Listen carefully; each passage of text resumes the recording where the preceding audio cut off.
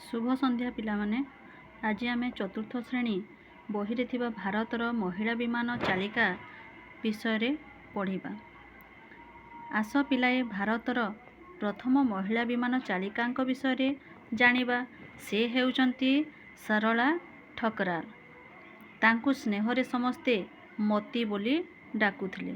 से 1914 मसीहारे दिल्ली ठारे जन्मग्रहण करथिले। सरला ठकराल मात्र 21 वर्ष बयस रे पायलट बा विमान चालना पाई अनुमति पत्र पाइथिले। से 1936 मसीहा लाहोर ठारे जिप्समथ नामक एक 2 आसन विशिष्ट विमान एकाकी उड़ाइथिले। से हेउचंती प्रथम महिला जे कि साड़ी पिंधि विमान उड़ाइथिले।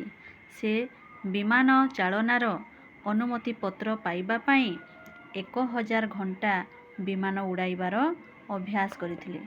एठारे देख छवि रे दिया जाइछि से महिला चालिका विमान चालिका केपुरी साड़ी पिंधि तांकर गोटे फोटो चित्र एठी देइछि।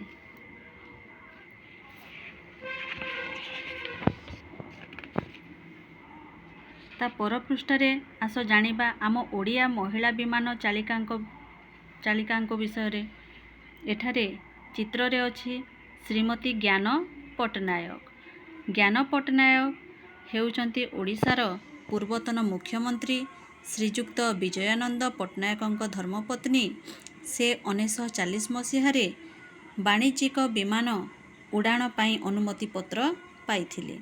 द्वितीय विश्वयुद्ध समय रे से विजयानंद पटनायक सह विमान चालिका भावे से कार्य करथिले। एवं द्वितीय चित्र रे अछि श्रीमती गिरिबाला महांती।